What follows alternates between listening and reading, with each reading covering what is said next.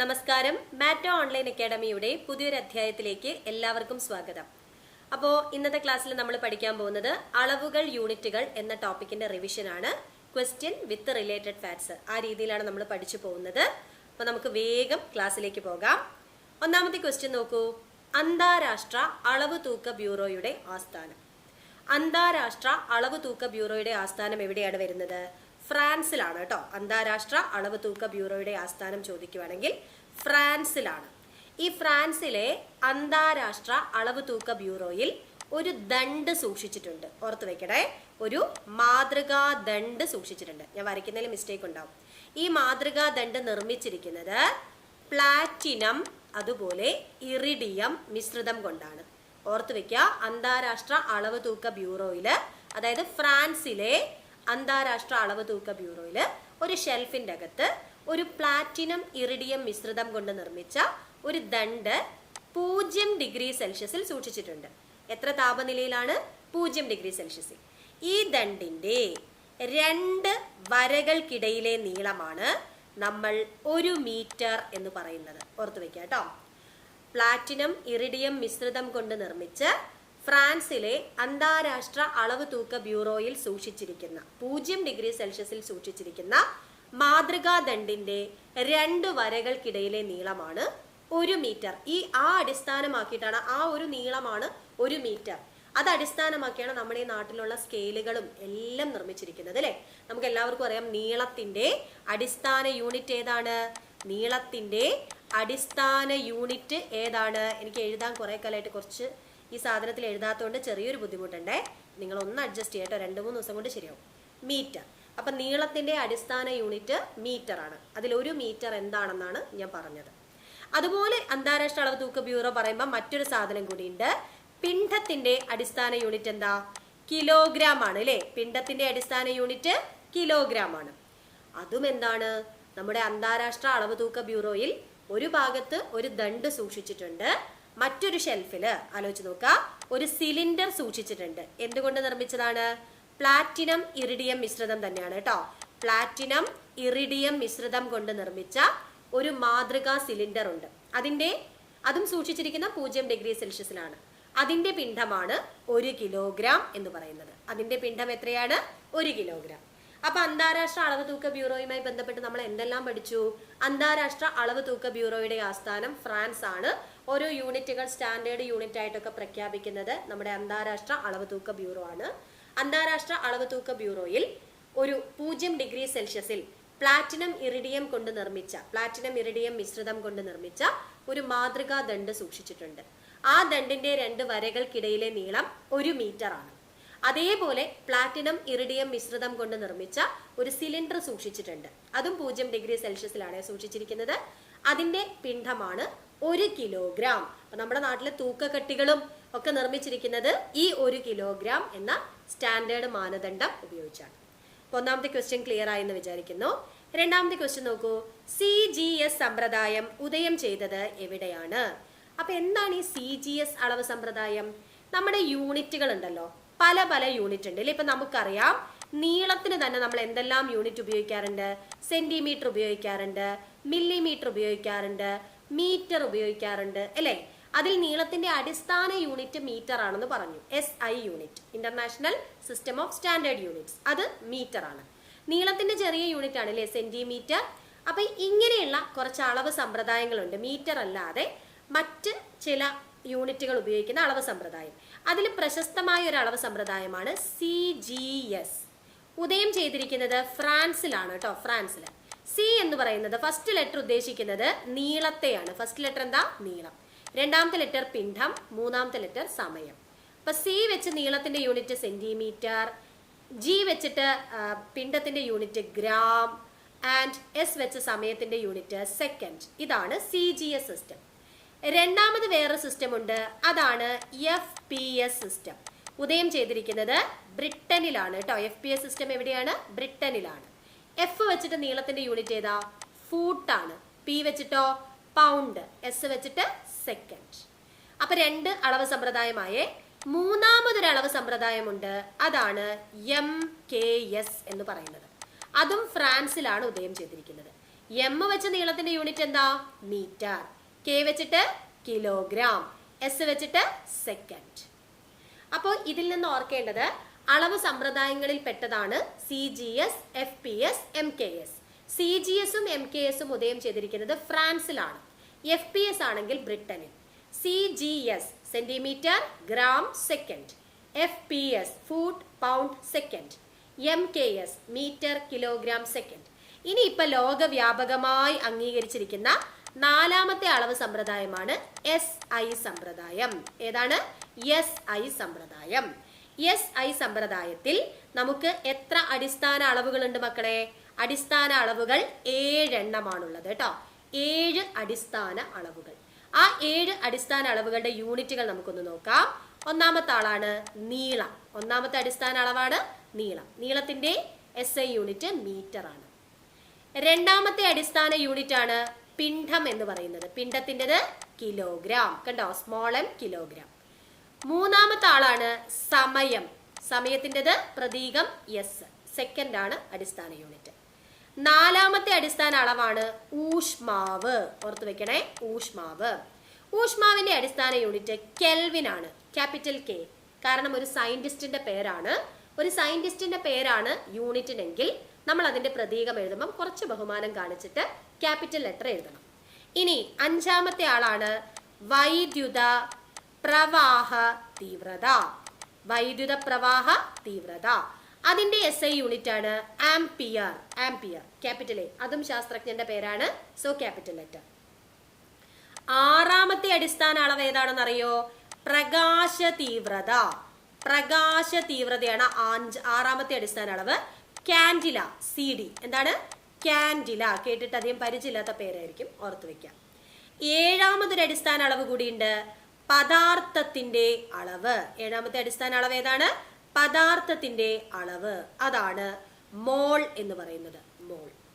അപ്പോൾ നമ്മളിപ്പോ ലോകവ്യാപകമായി ഉപയോഗിക്കുന്ന അളവ് സമ്പ്രദായം SI സമ്പ്രദായമാണ്. നമ്മളിപ്പോ ഉപയോഗിക്കുന്നത് ഏതാണ്? SI സമ്പ്രദായം. ഏതാണ്? SI സമ്പ്രദായം. അന്താരാഷ്ട്ര അളവ് തൂക്ക ബ്യൂറോ ആവിഷ്കരിച്ചതാണ്. എത്ര അടിസ്ഥാന യൂണിറ്റുകളുണ്ട്? 7 എണ്ണം. മറ്റ് അളവുകൾ ഉപയോഗിച്ച് പ്രസ്താവിക്കാൻ പറ്റാത്ത, നമുക്ക് നേരിട്ട് അളക്കാൻ പറ്റുന്നവയാണ് ഈ 7 എണ്ണം. അത്തരം അളവുകളെയാണ് നമ്മൾ അടിസ്ഥാന അളവുകൾ എന്ന് പറയുന്നത്. അപ്പൊ ഇവിടെ പറഞ്ഞു വന്നത് CGS സമ്പ്രദായം ഉദയം ചെയ്തത് എവിടെയാണെന്നാണ്. CGS സമ്പ്രദായം ഉദയം ചെയ്തിരിക്കുന്നത് ഫ്രാൻസ്. Option B. തന്നിരിക്കുന്നവയിൽ അടിസ്ഥാന അളവ് ഏത്? കണ്ടോ, ഞാനത് പറഞ്ഞു തന്നുകൊണ്ട് നിങ്ങൾക്ക് ഈ ക്വസ്റ്റ്യൻ സിമ്പിൾ ആയിട്ട് ചെയ്യാൻ പറ്റും. ഇതിൽ ഏതാണ് മക്കളെ അടിസ്ഥാന അളവ്? 7 എണ്ണമാണ്. ആക്കം അടിസ്ഥാനമാണോ? അല്ല. ആക്കം എന്ന് പറയുന്നത് വ്യുൽപ്പന്ന അളവാണ്. വ്യുൽപ്പന്ന അളവ്. അപ്പൊ ഞാൻ പറഞ്ഞു അളവുകളെ നമുക്ക് 2 ആയിട്ട് തിരിക്കാം. ഒന്നാമത്തത് അടിസ്ഥാന അളവുകൾ. അടിസ്ഥാന അളവുകൾ അല്ലെങ്കിൽ നമ്മൾ അവയെ കേവല അളവുകൾ എന്നും പറയും. രണ്ടാമത്തെ ടൈപ്പാണ് വ്യുൽപ്പന്ന അളവുകൾ. വ്യുൽപ്പന്ന അളവുകൾ അഥവാ ഡിറൈവ്ഡ് ക്വാണ്ടിറ്റീസ് എന്ന് പറയും. ഈ അടിസ്ഥാന അളവുകൾ ഉപയോഗിച്ച് കണ്ടുപിടിക്കുന്ന, ഗുണിച്ചോ ഹരിച്ചോ ഒക്കെ കണ്ടുപിടിക്കുന്ന മറ്റളവുകളെ ആശ്രയിക്കുന്നവയാണ് നമ്മൾ വ്യുൽപ്പന്ന അളവുകൾ എന്ന് പറയുന്നത്. അപ്പൊ അടിസ്ഥാന അളവുകൾ എത്ര എണ്ണമാണ്? അടിസ്ഥാന അളവുകൾ എന്ന് പറയുന്നത് 7 എണ്ണമാണ് അല്ലെ. അടിസ്ഥാന അളവുകൾ നമ്മൾ പഠിച്ചു, 7 എണ്ണമാണ്. വ്യുൽപ്പന്ന അളവുകളോ നമ്മൾ അടിസ്ഥാന അളവുകൾ ഉപയോഗിച്ച് കണ്ടുപിടിക്കുന്ന പ്രവൃത്തി, ത്വരണം, പ്രവേഗം തുടങ്ങിയവയെല്ലാം, ബലം, ഇതെല്ലാം വ്യുൽപ്പന്ന അളവുകളാണ്. അപ്പൊ ഇവിടെ തന്നിരിക്കുന്നതിൽ നോക്കൂ, 7 എണ്ണമേ അടിസ്ഥാന അളവുള്ളൂ കേട്ടോ. ആക്കം, പ്രവേഗം എന്ന് പറയുന്നത് എന്താണ്? പ്രവേഗം എന്ന് പറഞ്ഞാൽ നമുക്കറിയാം സ്ഥാനാന്തരത്തെ സമയം കൊണ്ട് ഹരിക്കുന്നതാ. സോ സ്ഥാനാന്തരം, സമയം, ഈ 2 കാര്യങ്ങളെ ആശ്രയിച്ചാണ് പ്രവേഗം ഉണ്ടാവുന്നത്. അപ്പൊ സ്ഥാനാന്തരത്തെ സമയം കൊണ്ട് ഹരിക്കുന്നത് കൊണ്ട് ഇതും വ്യുൽപ്പന്ന അളവാണ്. ആക്കം എന്ന് പറഞ്ഞാൽ എന്താണ്? ഒരു വസ്തുവിന്റെ പിണ്ഡത്തെ അതിന്റെ പ്രവേഗം കൊണ്ട് ഹരിക്കുന്നതാണ് ആക്കം. പിണ്ഡത്തെ പ്രവേഗം കൊണ്ട് ഹരിക്കുന്നതല്ല, ഗുണിക്കുന്നതാണ് ആക്കം. സ്ഥാനാന്തരം എന്ന് പറയുന്നത് എന്താണ്? സ്ഥാനാന്തരം എന്ന് പറയുന്നത് ഒരു വസ്തുവിന്റെ ആദ്യ സ്ഥാനവും അന്ത്യസ്ഥാനവും തമ്മിലുള്ള നേർരേഖാ ദൂരമാണ് സ്ഥാനാന്തരം. അപ്പൊ സ്ഥാനാന്തരത്തെ നമ്മൾ അടിസ്ഥാന അളവായിട്ട് കൂട്ടില്ല. ഇക്കൂട്ടത്തിൽ അടിസ്ഥാന അളവ് ഏതാണ്? ഊഷ്മാവാണ് കേട്ടോ. ഊഷ്മാവ് 7 എണ്ണമാണ് അടിസ്ഥാന അളവുകൾ. സോ ഓപ്ഷൻ D ആണ് ആൻസർ. താഴെ തന്നിരിക്കുന്നവയിൽ പിണ്ഡത്തിന്റെ യൂണിറ്റ് അല്ലാത്തത് ഏത്? ഇക്കൂട്ടത്തിൽ പിണ്ഡത്തിന്റെ യൂണിറ്റ് അല്ലാത്തത് ഏത് എന്നതാണ് ചോദ്യം. നോക്കൂ, പിണ്ഡത്തിന്റെ യൂണിറ്റ് അല്ലാത്തത് ഏത് എന്നുള്ളതാണ് ക്വസ്റ്റ്യൻ. നോക്കാം നമുക്ക്. പിണ്ഡത്തിന്റെ യൂണിറ്റ് അല്ലാത്തത് ഏത്? കിലോഗ്രാം പിണ്ഡത്തിന്റെ യൂണിറ്റ് ആണ് അല്ലെ? കിലോഗ്രാം പിണ്ഡത്തിന്റെ യൂണിറ്റ് ആണ്. ക്വിന്റൽ, ക്വിന്റൽ പിണ്ഡത്തിന്റെ യൂണിറ്റ് ആണ് കേട്ടോ. 100 കിലോഗ്രാമിനെയാണ് നമ്മൾ ഒരു ക്വിന്റൽ എന്ന് പറയുന്നത്. 100 കിലോഗ്രാം. ഇനി ടൺ നോക്കൂ. ടണ്ണും പിണ്ഡത്തിന്റെ യൂണിറ്റ് ആണ്. 1000 കിലോഗ്രാമിനെയാണ് നമ്മൾ ഒരു ടൺ എന്ന് പറയുന്നത്. 1000 കിലോഗ്രാമിനെയാണ് ഒരു ടൺ എന്ന് പറയുന്നത്. സോ ഇതൊക്കെ. ഫൂട്ട്, ഫൂട്ട് നമ്മൾ ആദ്യം പറഞ്ഞു നീളത്തിന്റെ യൂണിറ്റ് ആണ് അല്ലെ? ഫൂട്ട് എന്ന് പറയുന്നത് ഫൂട്ട് പൗണ്ട് സെക്കൻഡ് നീളത്തിന്റെ യൂണിറ്റ് ആണ്. So answer is option D. നിങ്ങൾ ക്വസ്റ്റ്യൻ നമ്പർ നോക്കണ്ടേ. തന്നിരിക്കുന്നവയിൽ അതിശ അളവ് ഏത്? അടുത്ത ക്വസ്റ്റ്യൻ ആണ് അതിശം. അപ്പൊ അളവുകളെ ഞാൻ നേരത്തെ പറഞ്ഞു, അടിസ്ഥാന അളവുകളും വ്യുൽപ്പന്ന അളവുകളും എന്ന് രണ്ടായി തിരിക്കാം. അതോടൊപ്പം തന്നെ ചില അളവുകൾക്ക് ദിശ കൂടി ഉണ്ട് അല്ലെ? ഇപ്പൊ നമ്മളൊരു വസ്തുവിന്റെ പിണ്ഡം പറയണമെങ്കിൽ, നമ്മളൊരു വസ്തുവിന്റെ പിണ്ഡം പ്രസ്താവിക്കണമെങ്കിൽ, ഇപ്പൊ ഏതെങ്കിലും ഒരു വസ്തുവിന്റെ പിണ്ഡം നമ്മൾ 10 കിലോഗ്രാം എന്ന് പറഞ്ഞാൽ മതി. വടക്ക് ദിശ തെക്ക് ദിശ എന്നൊന്നും പറയണ്ട അല്ലെ? അതേസമയം ഒരു വസ്തുവിന്റെ ത്വരണം, ഒരു വസ്തു ചലിക്കുന്ന വസ്തുവിനുണ്ടാകുന്ന പ്രവേഗമാറ്റത്തിന്റെ നിരക്കാണ് അല്ലെ ത്വരണം. അപ്പൊ അത് ഏത് ദിശയിൽ എന്ന് കൂടി നമ്മൾ പറയണം. അവിടെ എന്ത് വേണം? ദിശ കൂടി വേണം. അത്തരത്തിൽ ദിശ കൂടി ആവശ്യമുള്ള അളവുകളെ സദിശ അളവുകൾ എന്നും ദിശ ആവശ്യമില്ലാത്ത അളവുകളെ അതിശ അളവുകൾ എന്നും നമുക്ക് പറയാൻ സാധിക്കും. ദിശ കൂടി ആവശ്യമുള്ള അളവുകളെ നമ്മൾ എന്താ പറയാ? സദിശ അളവുകൾ എന്നും ദിശ ആവശ്യമില്ലാത്തവയെ അതിശം എന്നും പറയും. അപ്പൊ അതിശ അളവുകളുടെ ഉദാഹരണം ഞാൻ ആദ്യം പറയാം. പഠിച്ചു വെക്കലേ നിവർത്തിയുള്ളൂ. നമ്മുടെ 7 അടിസ്ഥാന അളവുകൾ അതിശമാണ്. 7 അടിസ്ഥാന അളവുകൾ അതിശമാണ്.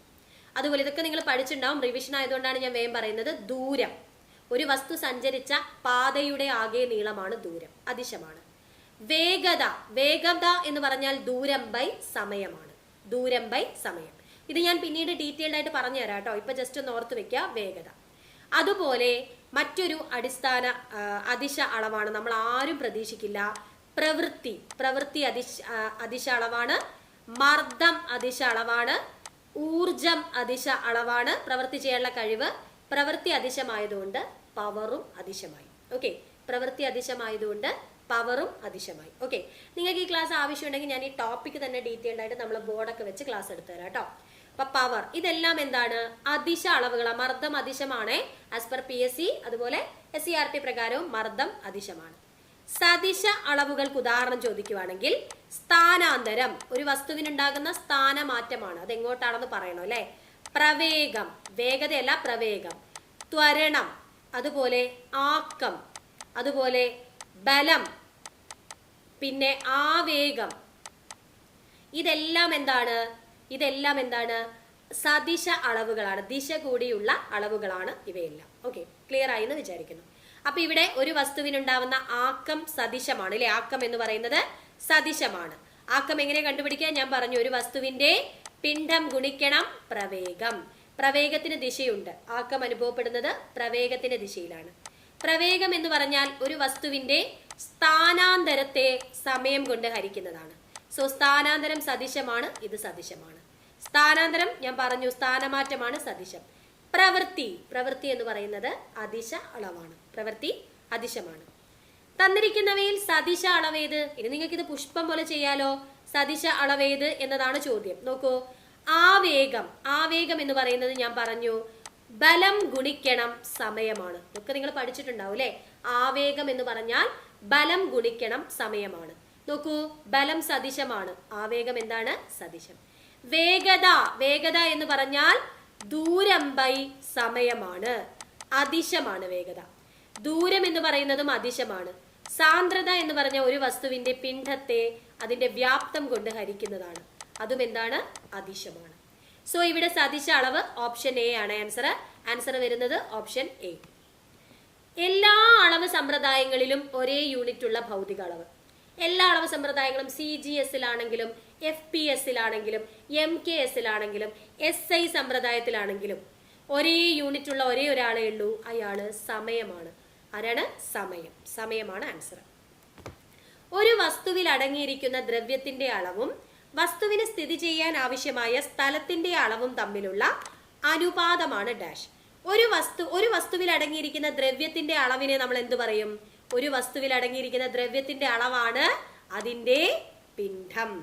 ഒരു വസ്തുവിന് സ്ഥിതി ചെയ്യാൻ ആവശ്യമായ സ്ഥലമാണ് അതിന്റെ വ്യാപ്തം. രണ്ടും തമ്മിലുള്ള അനുപാതം എന്ന് പറഞ്ഞാൽ പിണ്ഡം ബൈ വ്യാപ്തം. ഒരു വസ്തുവിന്റെ പിണ്ഡത്തെ വ്യാപ്തം കൊണ്ട് ഹരിച്ചാൽ കിട്ടുന്നതാണ് സാന്ദ്രത. പിണ്ഡത്തെ വ്യാപ്തം കൊണ്ട് ഹരിച്ചാൽ കിട്ടുന്നതാണ് സാന്ദ്രത. ഓപ്ഷൻ ഡി ആണ് കേട്ടോ ആൻസർ, ഓപ്ഷൻ ഡി. അടുത്ത നോക്കൂ, ഞാൻ നേരത്തെ പറഞ്ഞതാണ് പ്ലാറ്റിനം ഇറിഡിയം മിശ്രിതം കൊണ്ട് നിർമ്മിച്ച് 0 ഡിഗ്രി സെൽഷ്യസിൽ അന്താരാഷ്ട്ര അളവ് തൂക്ക ബ്യൂറോയിൽ സൂക്ഷിച്ചിരിക്കുന്ന മാതൃകാ ദണ്ഡിന്റെ നീളം എത്രയാണ്? 1 മീറ്റർ. നമ്മൾ പഠിച്ചതാണ് അല്ലെ, മാതൃകാ ദണ്ഡിന്റെ നീളമാണ് 1 മീറ്റർ എന്ന് പറയുന്നത്. അപ്പോൾ അന്താരാഷ്ട്ര അളവ് തൂക്ക ബ്യൂറോയിൽ സൂക്ഷിച്ചിരിക്കുന്ന മാതൃകാ ദണ്ഡിന്റെ നീളം 1 മീറ്റർ. ഓപ്ഷൻ എ ആണ് ആൻസർ.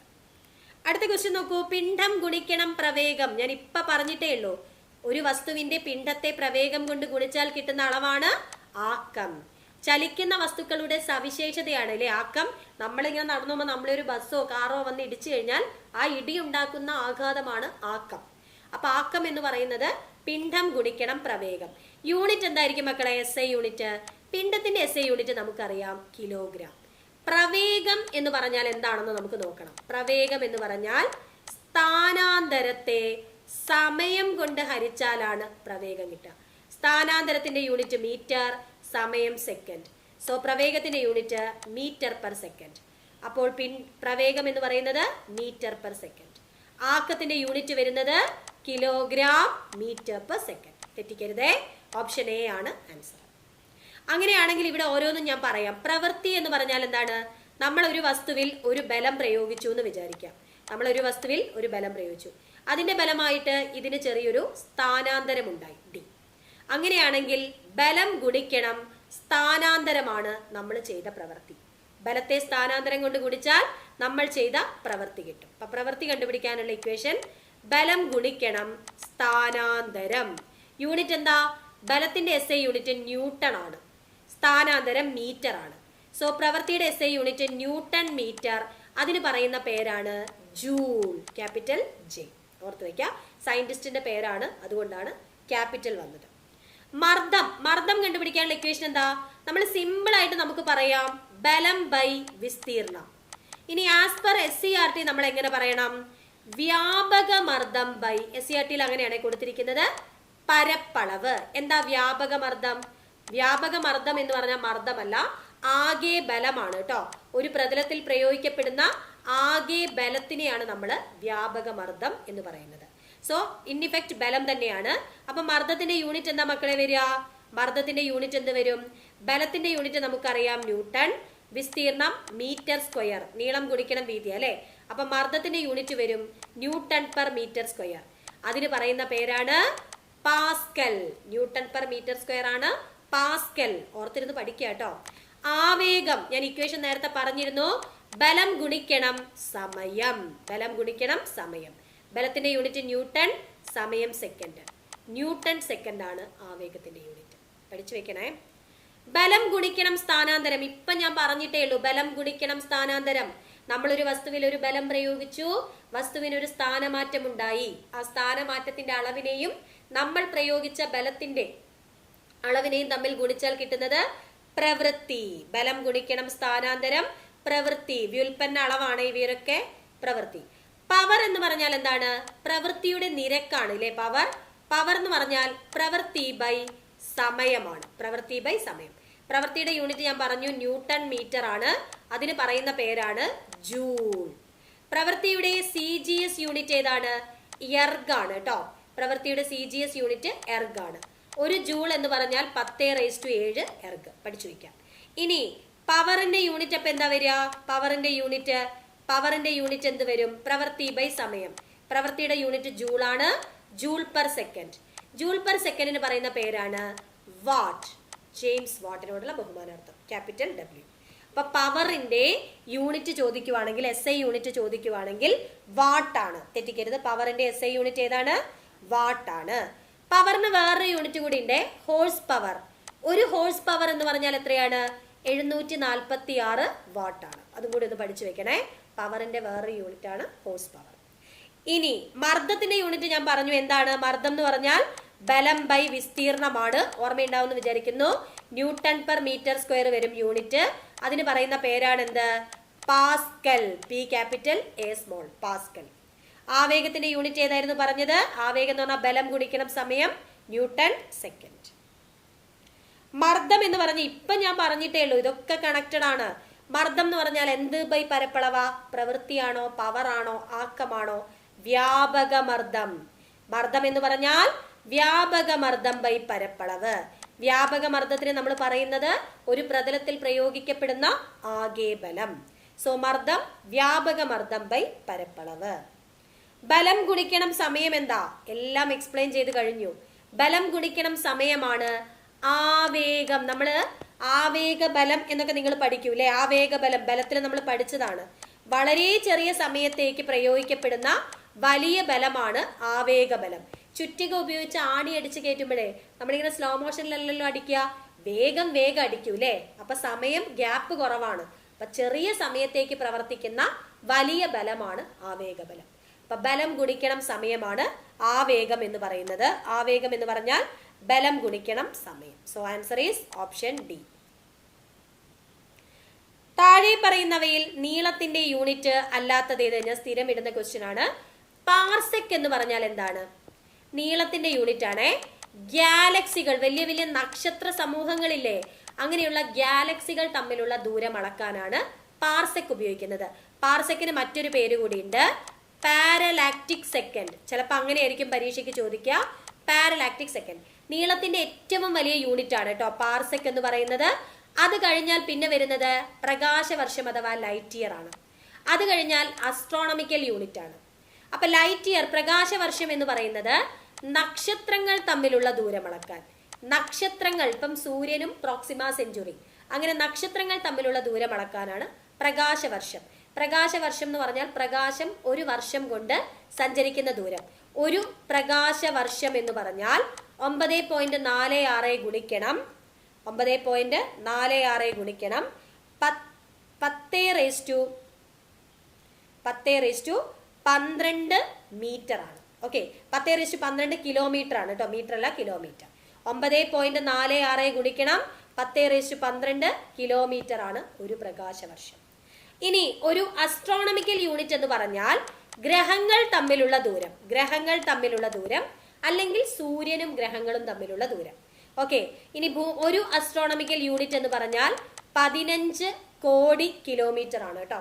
ഭൂമിയും സൂര്യനും തമ്മിലുള്ള ദൂരം ഒരു അസ്ട്രോണമിക്കൽ യൂണിറ്റ് ആണ്, 15 ദശലക്ഷം കിലോമീറ്റർ.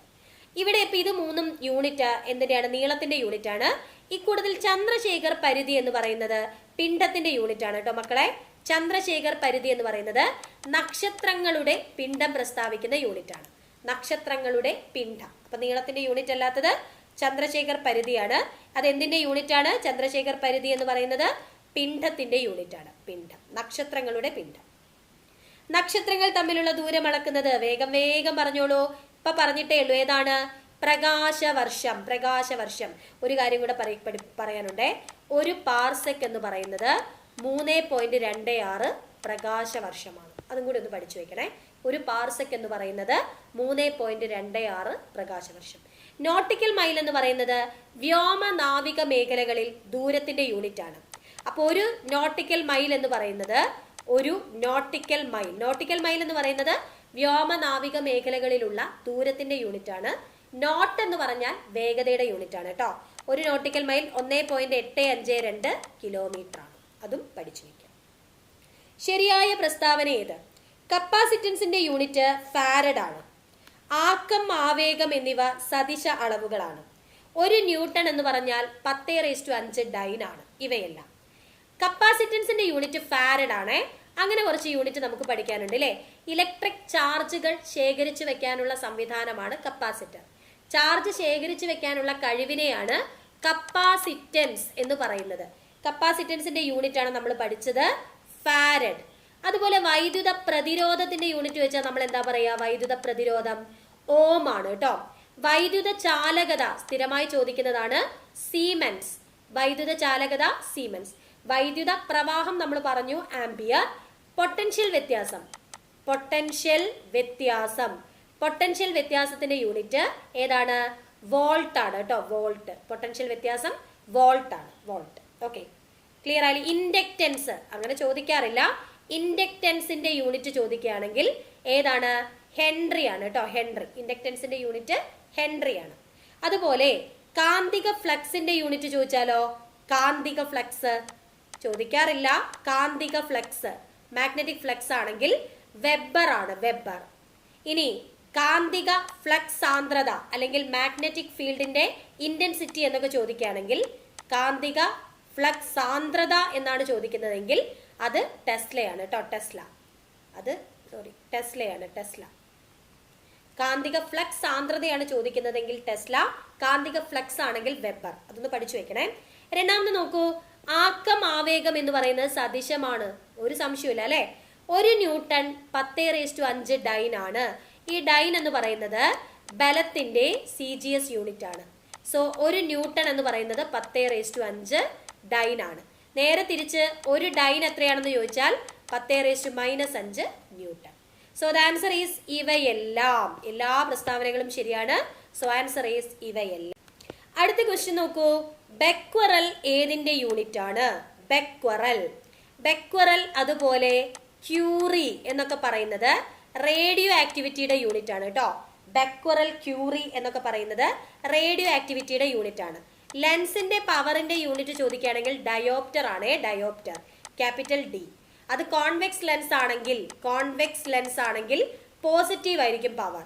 കോൺകേവ് ലെൻസ് ആണെങ്കിൽ നെഗറ്റീവ് ആയിരിക്കും പവർ. നമുക്കതൊക്കെ ലെൻസിന്റെ അവിടെ പഠിക്കാം. ഓക്കെ. അടുത്ത നോക്കൂ, ശബ്ദ തീവ്രതയുടെ യൂണിറ്റ് ഡെസിബെൽ ആണ് കേട്ടോ. ഡെസിബെൽ, തെറ്റിക്കരുതേ. ഡെസിബെൽ അലക്സാണ്ടർ ഗ്രഹാം ബെല്ലിനോടുള്ള ബഹുമാനാർത്ഥമാണ്. ഡെസിബെൽ ആണ് ശബ്ദ തീവ്രതയുടെ യൂണിറ്റ്. വൈദ്യുത ചാലകതയുടെ യൂണിറ്റ് സീമെൻസ് ആണ്. വൈദ്യുത ചാലകതയുടെ യൂണിറ്റ് ഏതാണ്? സീമെൻസ്, തെറ്റിക്കരുത്. സീമെൻസ്. ലെൻസിന്റെ പവറിന്റെ യൂണിറ്റ് ഞാൻ ഇപ്പൊ പറഞ്ഞിട്ടേ ഉള്ളൂ, ഡയോപ്റ്റർ. ഇൻഡക്റ്റൻസ് എന്തിന്റെ യൂണിറ്റ് ആണ്? ഇൻഡക്റ്റൻസിന്റെ യൂണിറ്റ് ഹെൻറി ആണ്. ലെൻസിന്റെ പവർ ഡയോപ്റ്റർ ആണ്. ആൻസർ വരുന്നത് dioptre, option B. Curie radioactivity, farad capacitance. ഒരു പാർസെക് എത്ര പ്രകാശവർഷമാണ്? ഞാൻ പറഞ്ഞത് ഓർമ്മയുള്ള ആൾക്കാരൊക്കെ ഇത് ശരിയാക്കും. ഒരു പാർസെക് എന്ന് പറയുന്നത് 3.26 പ്രകാശവർഷമാണ്. Option B. ഒരു പാർസെക് എന്ന് പറയുന്നത് 3.26 പ്രകാശവർഷം. ഗാലക്സികൾ തമ്മിലുള്ള ദൂരം അളക്കുന്നത്, നേരത്തെ നക്ഷത്രങ്ങൾ തമ്മിലായിരുന്നു. ഗാലക്സികൾ തമ്മിലുള്ള ദൂരം അളക്കുന്നത് പാർസെക് അല്ലെങ്കിൽ പാരലാക്റ്റിക് സെക്കൻഡ് എന്ന യൂണിറ്റ് ഉപയോഗിച്ചാണ്. പാർസെക് അല്ലെങ്കിൽ പാരലാക്റ്റിക് സെക്കൻഡ്. ചുവടെ കൊടുത്തിരിക്കുന്നവയിൽ പ്രകാശ തീവ്രതയുടെ യൂണിറ്റ് ഏതാ? പ്രകാശ തീവ്രത എന്ന് പറയുമ്പോൾ എപ്പോഴും ഓർത്തിരിക്കണം, അടിസ്ഥാന അളവാണ്. 7 അടിസ്ഥാന അളവുകളിൽ ഒന്നാണ് പ്രകാശ തീവ്രത. ക്യാൻറ്റില. പ്രകാശ തീവ്രതയുടെ യൂണിറ്റ് ഏതാണ്? ക്യാൻറ്റില, ഓപ്ഷൻ ബി. താഴെ പറയുന്നവയിൽ ദൂരത്തിന്റെ യൂണിറ്റ് അല്ലാത്തതേത്? ഇക്കൂട്ടത്തിൽ ദൂരത്തിന്റെ യൂണിറ്റ് ഏതാ? നോട്ടിക്കൽ മൈൽ അല്ല, നോട്ടിക്കൽ മൈൽ ദൂരത്തിന്റെ യൂണിറ്റ് ആണ്. അസ്ട്രോണമിക്കൽ യൂണിറ്റ് ഗ്രഹങ്ങൾ തമ്മിലുള്ള ദൂരം അളക്കുന്നതാണ്. പ്രകാശവർഷം നക്ഷത്രങ്ങൾ തമ്മിലുള്ള ദൂരം അളക്കുന്നതാണ്. നോട്ട് എന്ന് പറഞ്ഞാൽ വേഗതയുടെ യൂണിറ്റ് ആണ് കേട്ടോ. നോട്ട് എന്ന് പറഞ്ഞാൽ വേഗത. So the answer is option D. താഴെ തന്നിരിക്കുന്നവയിൽ ശരിയായത്, നമ്മൾ ഈ ടോപ്പിക്കിന്റെ ലാസ്റ്റിലേക്ക് എത്തിയേ. താഴെ തന്നിരിക്കുന്നവയിൽ ശരിയായത് ഏത്? Newton metre. ഞാൻ പറഞ്ഞു, ഒരു യൂണിറ്റ് ശാസ്ത്രജ്ഞന്റെ പേരാണെങ്കിൽ പ്രതീകം എന്തായിരിക്കണം? ക്യാപിറ്റൽ ലെറ്റർ ആയിരിക്കണം. പ്രതീകം ക്യാപിറ്റൽ ലെറ്റർ ആയിരിക്കണം. അല്ലെങ്കിലോ ശാസ്ത്രജ്ഞന്റെ പേരൊന്നല്ല, സാധാരണ ഒരു യൂണിറ്റ് ആണെങ്കിൽ പ്രതീകം സ്മോൾ ലെറ്റർ ആയിരിക്കണം. ഒന്നാമത്തതിൽ നോക്കൂ, ന്യൂട്ടൺ പെർ മീറ്റർ. ഒന്നാമത്തതിൽ ന്യൂട്ടൺ എന്ന് പറയുന്നത് ശരിയാണ്, പക്ഷെ മീറ്റർ തെറ്റി, അത് തെറ്റാണ് അല്ലെ. മീറ്റർ എന്ന് പറയുന്നത് small M. Joule per second നോക്കൂ, ജൂൾ ശാസ്ത്രജ്ഞന്റെ പേരാ, കറക്റ്റ് ആയിട്ട് വേണ്ടത് ജൂൾ പെർ സെക്കൻഡ് എന്നാ. ന്യൂട്ടൺ പെർ മീറ്റർ ശരിയായില്ലേ. Newton capital, metre, joule per second, ഇതും ശരിയാണ്. സോ 3ഉം 4ഉമാണ് ശരി. അപ്പൊ യൂണിറ്റുകൾ എഴുതുമ്പോൾ ഉള്ള ആദ്യത്തെ ഒരു 2 പ്രധാനപ്പെട്ട നിയമങ്ങളാണ്. ശാസ്ത്രജ്ഞന്റെ പേരാണെങ്കിൽ പ്രതീകം ക്യാപിറ്റലിൽ എഴുതുക, ശാസ്ത്രജ്ഞന്റെ പേരല്ലെങ്കിൽ എന്ത് ചെയ്യുക? പ്രതീകം സ്മോൾ ലെറ്റർ. ഇനി നമ്മൾ നീട്ടി വലിച്ചിപ്പോ ന്യൂട്ടൺ എന്ന് എഴുതുകയാണെങ്കിൽ അപ്പം എല്ലാം സ്മോൾ ലെറ്റർ മതി. അത് ന്യൂട്ടൺ എന്ന് എഴുതിയാലും ശരി, മീറ്റർ എന്ന് എഴുതിയാലും ശരി, എല്ലാം സ്മോൾ ലെറ്റർ നീട്ടി വലിച്ച് എഴുതുന്നുണ്ടെങ്കിൽ. പിന്നെ ഇതിൽ വെച്ച് തന്നെ എനിക്ക് വേറെ നിയമം പറയാം. യൂണിറ്റ് എഴുതുന്ന സമയത്ത് നമ്മൾ ഒരിക്കലും ഇങ്ങനെ എഴുതില്ല, ഇത് തെറ്റാണ്. ഇങ്ങനെ എഴുതില്ല, ഇത് തെറ്റാണ്. നമ്മൾ ഈ പെർ എന്ന് പറയുന്ന വരയാണ് ഉപയോഗിക്കാറ്, പെർ എന്ന് പറയുന്ന രേഖ. ശരിയായത് ഏത്? മീറ്റർ. മീറ്റർ എന്നതിന്റെ ശരിയായ റെപ്രസെന്റേഷൻ ഏത് എന്നതാണ് ചോദ്യം. ഞാൻ പറഞ്ഞു സ്മോൾ ലെറ്റർ ആണ്, എല്ലാം സ്മോൾ ലെറ്റർ വേണം അല്ലെ, നമ്മൾ നീട്ടി വലിച്ച് എഴുതുമ്പോൾ എല്ലാം സ്മോൾ ലെറ്റർ. സോ എല്ലാം സ്മോൾ ലെറ്റർ വരുന്ന ഓപ്ഷൻ ഏതാ ഉള്ളത്? ഓപ്ഷൻ ബി ആണ് അല്ലെ, ഓപ്ഷൻ ബി. ബാക്കി നോക്കൂ, ഇത് തെറ്റി, ഇവിടെ മീറ്റർ തെറ്റി, ഇവിടെ കെ തെറ്റി, അപ്പം ബി മാത്രമാണ് ശരി. അതുപോലെ ഇക്കൂട്ടത്തിൽ ഏതാ ശരിയായിട്ടുള്ളത്? പാസ്കൽ. ശാസ്ത്രജ്ഞന്റെ പേരൊക്കെ തന്നെയാണ്, പക്ഷെ നമ്മൾ മൊത്തത്തിൽ എഴുതുന്ന സമയത്ത് നമ്മൾ അതൊന്നും നോക്കേണ്ട ആവശ്യമില്ല. ഇത് തെറ്റാണ്, നമ്മൾ എഴുതേണ്ടത് എല്ലാം സ്മോൾ ആണ്, പാസ്കൽ. ഇവിടെയും നമ്മൾ എഴുതേണ്ടത് എല്ലാം സ്മോളിലാണ്. ഇവിടെയും ആംപിയർ നമ്മൾ എഴുതേണ്ടത് എല്ലാം സ്മോളിലാണ്. ഇത് കറക്റ്റ് ആണ്. ഇവിടെ ശരിയായത് ഓപ്ഷൻ ഡി ആണ്. ഇക്കൂട്ടത്തിൽ ഏതാ ശരിയായത് എന്നുള്ളതാണ് ചോദ്യം. അടുത്ത നിയമമാണ് അവിടെ വരുന്നത്. നമ്മൾ ഒന്നുകിൽ യൂണിറ്റ് എഴുതുമ്പോൾ എല്ലാം കൃത്യമായി പ്രതീകങ്ങളായിരിക്കണം, ഇതുപോലെ. അല്ലാതെ പകുതി കിലോഗ്രാം എന്നിങ്ങനെ നീട്ടി വലിച്ച് എഴുതിയിട്ട് ബാക്കി മീറ്റർ ക്യൂബ് എന്ന് എഴുതാൻ പാടില്ല. ഒന്നുകിൽ നമ്മൾ എല്ലാം ഡയലോഗിൽ എഴുതണം. എങ്ങനെ എഴുതണം? കിലോഗ്രാം പെർ മീറ്റർ ക്യൂബ് അങ്ങനെ എഴുതണം. അല്ലെങ്കിൽ നമ്മൾ പ്രതീകം ഉപയോഗിച്ച് എഴുതണം. അപ്പൊ ഇക്കൂട്ടത്തിൽ ശരിയായത് ഏതാണ്? കൂടുതൽ ശരിയായത് ഓപ്ഷൻ എ ആണ് കേട്ടോ, ഓപ്ഷൻ എ ആണ് ശരി. അടുത്ത് നോക്കൂ, താഴെ പറയുന്നവയിൽ ശരിയായ പ്രസ്താവന ഏത് എന്നുള്ളതാണ് ചോദ്യം. പവറിന്റെ SI യൂണിറ്റ് വാട്ട് ആണ്. ശരിയാണല്ലോ, പവറിന്റെ SI യൂണിറ്റ് വാട്ട്. ഒരു ഹോഴ്സ് പവർ എന്ന് പറയുന്നത് 746 ജൂൾ ആണോ? ശ്രദ്ധിച്ചു നോക്കണം. ഒരു ഹോഴ്സ് പവർ എന്ന് പറയുന്നത് 746 വാട്ട് ആണ്. സോ ഇത് തെറ്റി. പ്രവൃത്തി പവർ അതിശമാണ്, ഒരു സംശയമില്ല, അതിശമാണ്. സോ ഇവിടെ 1ഉം 3ഉമാണ് ശരിയായിട്ടുള്ള പ്രസ്താവനകൾ, 1ഉം 3ഉം. ഓക്കെ, അപ്പൊ ഇത്രയും കാര്യങ്ങളാണ് ഈ ഒരു ടോപ്പിക്കിൽ നമ്മൾ പഠിക്കുന്നത്. അപ്പൊ ഒരുവിധപ്പെട്ട എല്ലാ മേഖലയിലൂടെയും നമ്മൾ പോയി എന്ന് വിചാരിക്കുന്നു. ഡയമെൻഷണൽ അനാലിസിസുമായി ബന്ധപ്പെട്ട വീഡിയോയുടെ ലിങ്ക് ഞാൻ നമ്മുടെ ടെലഗ്രാം ഗ്രൂപ്പിൽ ഷെയർ ചെയ്തിട്ടുണ്ട്, അല്ലെങ്കിൽ നമ്മുടെ മാറ്റർ ഓൺലൈൻ അക്കാഡമി എന്ന ടെലഗ്രാം ചാനലിൽ തന്നെയുണ്ട് ഡയമെൻഷനെ കുറിച്ച് പഠിപ്പിക്കുന്ന 2 ക്ലാസ്. അപ്പൊ അതും കൂടെ കണ്ടു കഴിഞ്ഞാൽ പൂർത്തിയാവും. അപ്പൊ ഇത്രയുമാണ് ഈ ഒരു ക്ലാസ്സിൽ പഠിപ്പിക്കുന്നത്. എല്ലാവർക്കും മനസ്സിലായെന്ന് വിചാരിക്കുന്നു. അടുത്ത ക്ലാസ്സിൽ കാണാം. Bye, thank U.